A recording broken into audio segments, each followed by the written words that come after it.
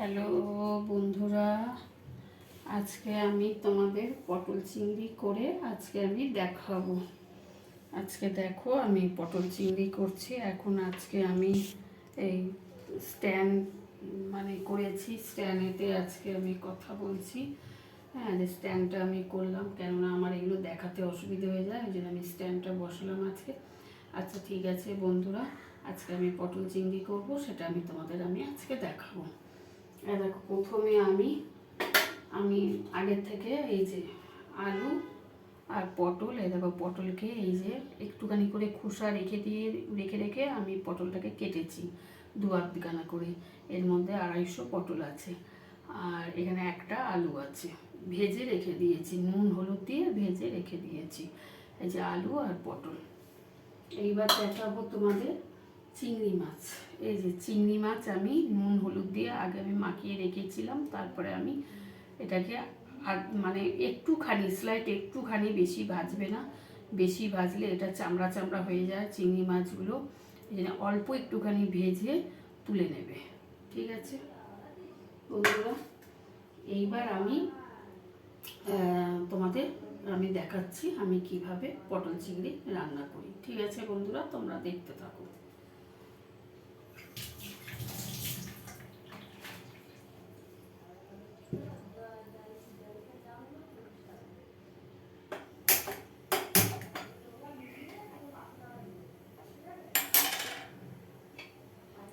এই যে বন্ধুরা, আমি কড়ার মধ্যে চাপিয়ে ভেজেছিলাম, ওই কড়াটার মধ্যেই আমি করে নিচ্ছি। একটুখানি তেল আছে, দেখো আমি সর্ষের তেল একটু ঢাললাম। সর্ষের তেল একটু ঢেলেছি বন্ধুরা। সর্ষের তেল আমার হয়েও এসেছে, কারণ আমার কড়াটা গরমই ছিল, আমি নাবিয়েছি সবে। নাবিয়ে তোমাদের দেখাচ্ছি, তোমরা দেখতে থাকো বন্ধুরা।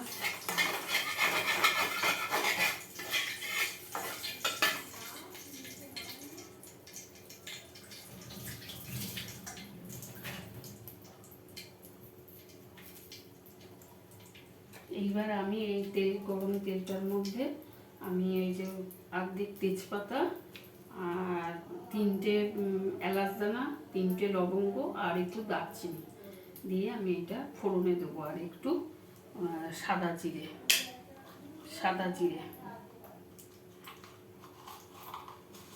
এরকম আমি একটু সাদা জিরে এর মধ্যে দিয়ে দিলাম। আমার তেল হয়েও গেছে, আর এইগুলো এবার এর মধ্যে ছেড়ে দিচ্ছি।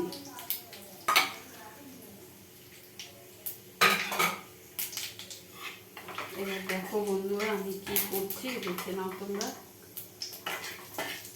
আর এই যে পেঁয়াজ কেটে রেখে দিয়েছিলাম, তোমাদের আগে আমি পাস্তা করেছি দেখিয়েছিলাম, সেটা পেঁয়াজ কেটে রেখে দিয়েছি। এই পেঁয়াজটাকে আমি দিয়ে দিলাম এর মধ্যে।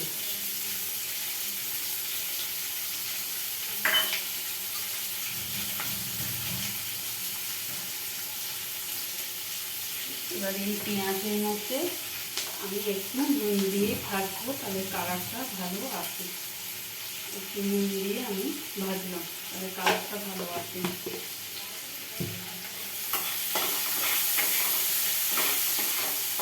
দেখো বন্ধুরা, এই যে পেঁয়াজ ভেজে নিলাম, আমার বেশি পেঁয়াজ লাগবে না, 1.5 পেঁয়াজ দিয়েছি, 1.5 থেকে একটু বেশি আছে। দেখো পেঁয়াজটা ভালো ভাজা ভাজা, এই দেখো হয়ে গেছে বন্ধুরা। এই দেখো ভালো ভাজা ভাজা দেখতে পাচ্ছ তোমরা, হয়ে গেছে। এবার আমি এক এক করে উপকরণগুলো দিয়ে দেবো, তোমরা দেখো। এরপর এদের মধ্যে আগের থেকে আদা রসুন এটার বাটা আমি আগের থেকে বেটে রেখে দিয়েছিলাম। এবার এটা আমি 1 চামচ 1.5 চামচ দিয়ে দিলাম।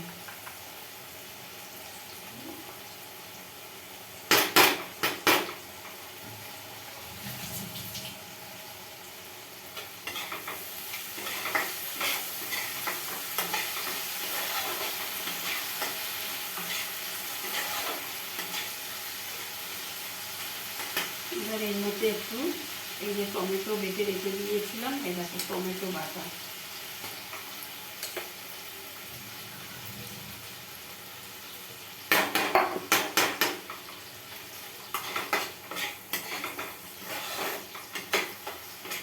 টমেটো বাটা দিয়ে দিলাম বন্ধুরা।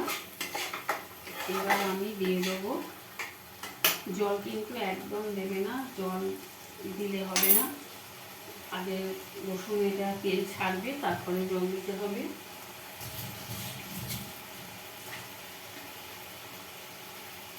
এইবার এটার মধ্যে দেবো আমি লঙ্কা গুঁড়ো দেবো। এটার মধ্যে আমি এবার একটু লঙ্কা গুঁড়ো দেবো। তারপরে দেব ধনের গুঁড়ো, একটু ধনের গুঁড়ো দেবো।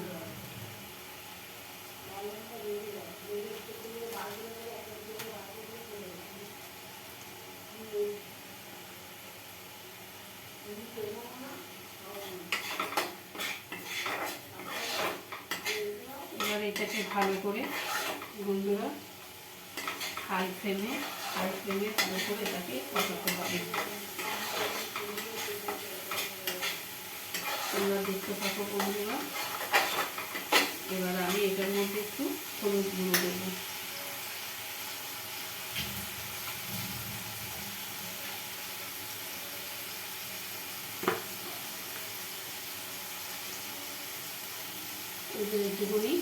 এইটুকুনি হলুদ গুঁড়ো দিলাম, আর একটুখানি দিয়ে দিলাম, কালার যদি না আসে সেই জন্য আর একটু দিয়ে দিলাম।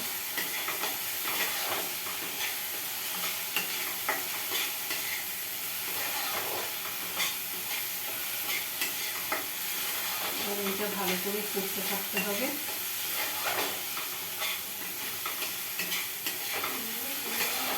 দেখছো বন্ধুরা, এটা আমি ভালোভাবে করছি।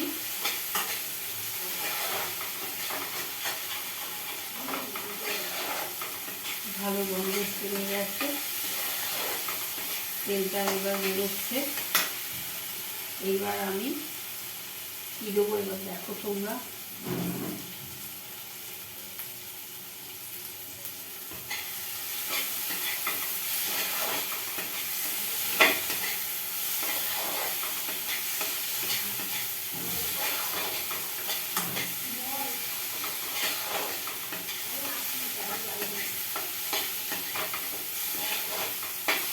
এটা তেল ছেড়ে গেছে বন্ধুরা। এইবার আমি দেবো এর মধ্যে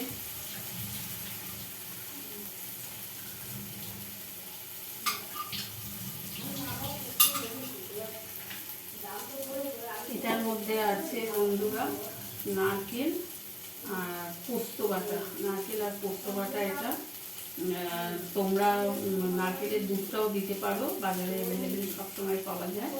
তোমরা নারকেলের দুধটাও দিতে পারো, কিন্তু এটা অতি অবশ্যই দেবে। এটা দিলে কিন্তু দারুণ টেস্ট আসবে।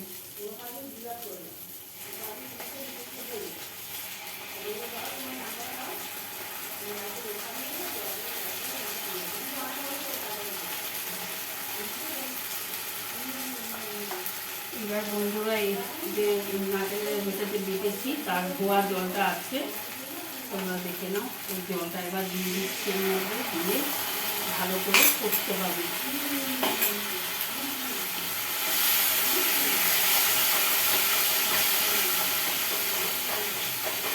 এবার এর মধ্যে আলু আর চিংড়ি মাছটা এর মধ্যে দিয়ে দেবো। পটলটা একটু বাদে দেবো। এই যে কষাটা দেখো। এবার আলুটা আর চিংড়ি মাছটা দিয়ে দেবো।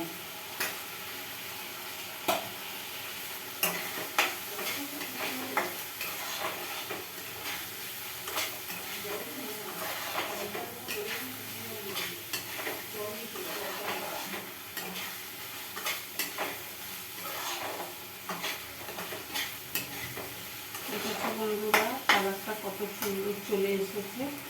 এইবার আমি এর মধ্যে দেবো কাঁচা লঙ্কা, মানে কেটে রেখেছি যেটা কাঁচা লঙ্কাটা দিয়ে দেবো।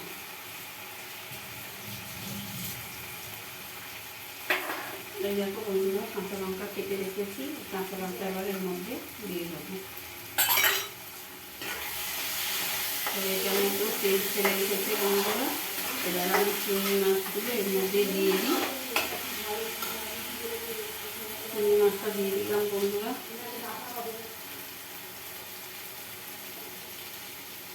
এটা খানিকটা কষে নিয়ে তারপর আমি পটলটা দিয়ে দেবো।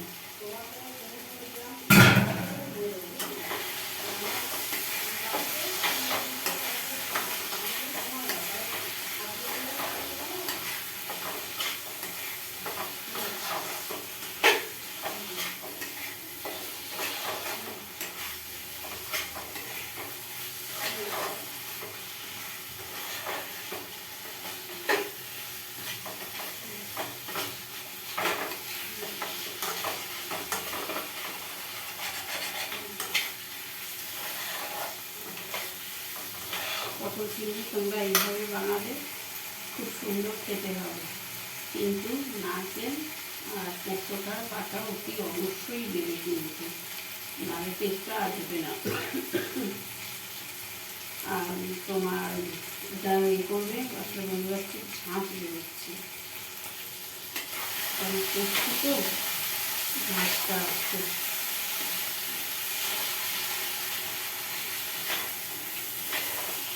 এবার আমি পটলটা দিয়ে দেবো।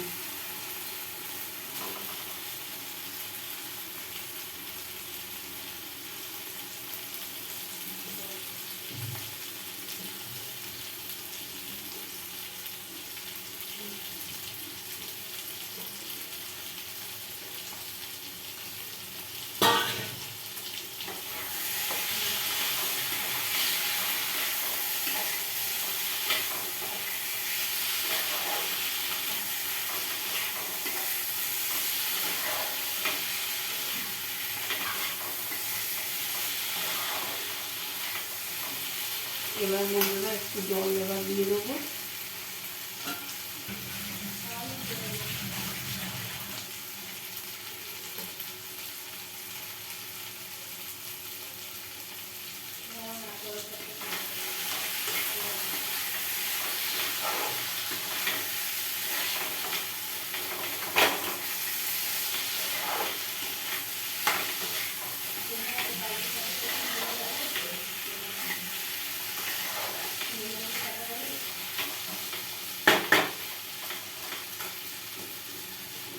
এবার এর মধ্যে বন্ধুরা আমি জল দিয়ে দিচ্ছি, আর নাড়াবার সময় আমি ঘি আর গরম মশলা দিয়ে নামিয়ে নেবো। আর একটু হালকা হালকা মানে মাখো মাখো এটা থাকবে।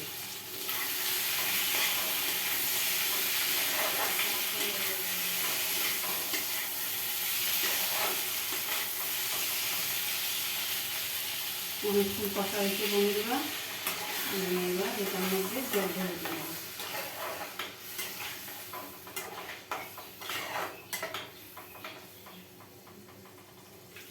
এবার এই আলুটা পটলটা সেদ্ধ হয়ে গেলে আমি নামিয়ে দেবো, একটু মাখো মাখো করে নামিয়ে দেবো।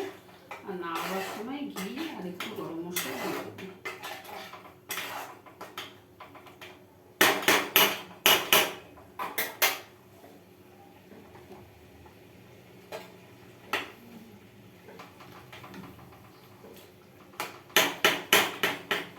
দেখেছো বন্ধুরা কালারটা কি হয়েছে এরকম। এবার আমি এটা একটু ঢাকা চাপা দিয়ে দিই। এবার একটু ঢাকা চাপা দিয়ে দিলাম। তারপরে এরমভাবে আমি পটল চিংড়ি রান্না করি। ঠিক আছে বন্ধুরা, রাখছি। এবার এটা মাখো মাখো করে নেবো, তারপরে আমি নামিয়ে নেবো। ঠিক আছে বন্ধুরা, রাখছি।